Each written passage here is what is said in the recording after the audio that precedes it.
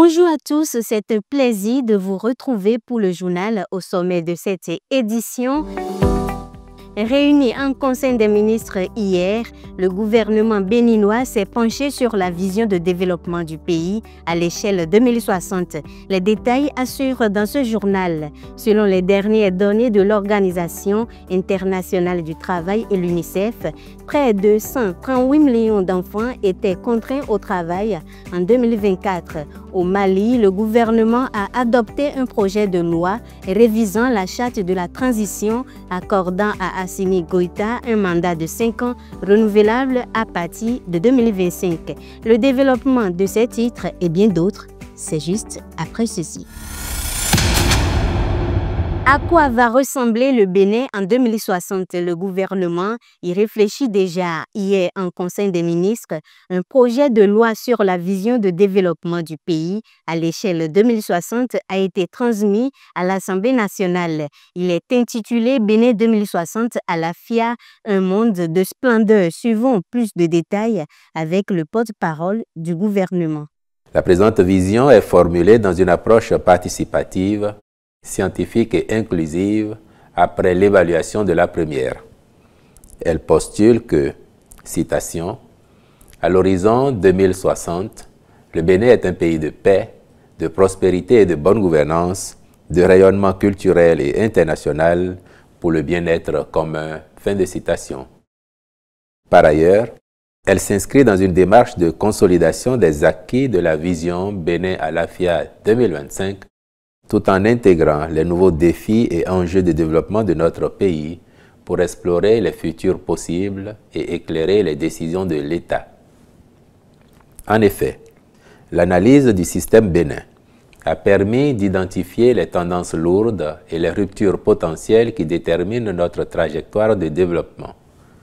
Le scénario optimiste retenu projette un Bénin caractérisé par une économie prospère et compétitive, une gouvernance inclusive et efficace et un bien-être partagé dans toutes les régions. Déclinée en 9 orientations et 15 objectifs stratégiques, cette vision est l'émanation des aspirations des Béninois collectées sur toute l'étendue du territoire national. Elle est intitulée « Bénin 2060 à l'AFIA, un monde de splendeur ».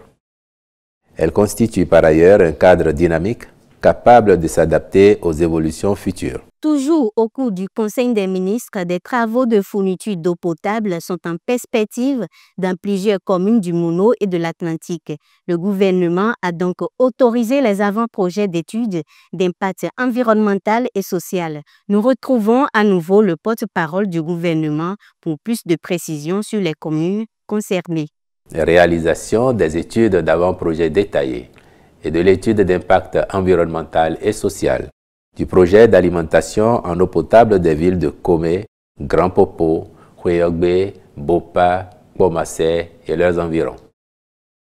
Pour desservir les populations de ces localités, la SONEB exploite actuellement des systèmes d'alimentation en eau potable dont les capacités sont en deçà des besoins à couvrir. Ces villes connaissent aujourd'hui un développement urbain significatif, alors que leur système d'adduction d'eau potable, mis en service depuis une vingtaine d'années, n'ont connu aucune évolution, ni un renforcement des équipements et infrastructures, ni en extension et densification de réseaux.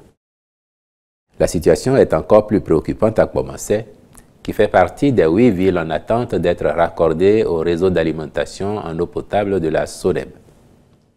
Dans les localités desservies, il s'observe à Komé, Grand Popo, Houéogbe et Bopa, un faible taux de desserte en eau potable, des défaillances dans le service de distribution d'eau potable, une insuffisance, voire l'absence d'extension du réseau dans plusieurs quartiers de ville et leurs périphéries. C'est pour y remédier que le gouvernement a programmé des travaux de renforcement et ou d'installation des systèmes de distribution dont l'effectivité nécessite que les présentes études soient réalisées. Hier, mercredi 11 juin 2025, un individu a été interpellé à l'aube par la police pour profanation de tombes et trafic d'ossements humains à Godomé, dans la commune d'Abomey-Calavi. Le suspect, un mécanicien d'une cinquantaine d'années, a avoué avoir profané 4 tombes au cimetière PK14 après avoir escaladé la clôture.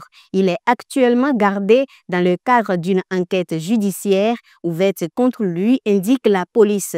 Notons que cette arrestation a été facilitée par la collaboration de la population locale.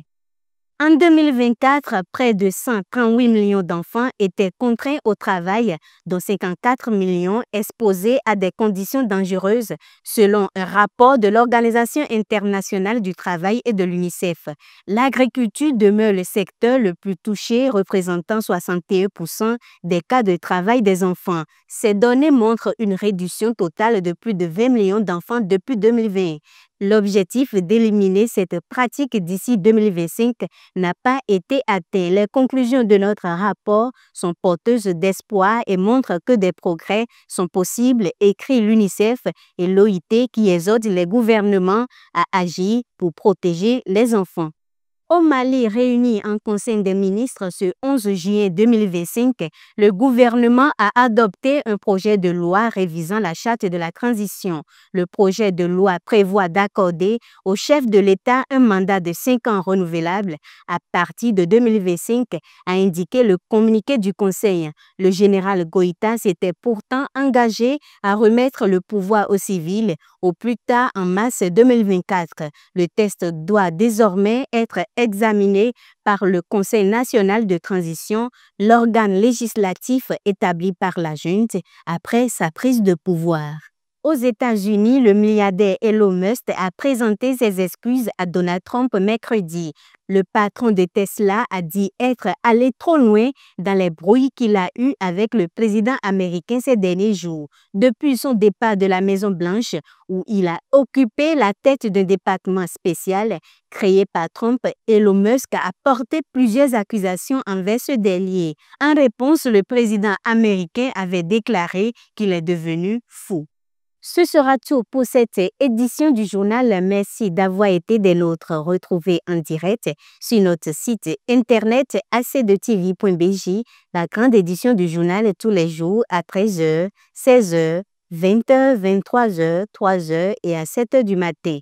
Vous l'avez également en publication sur le site et sur l'ensemble de nos canaux digitaux. Portez-vous bien et à demain.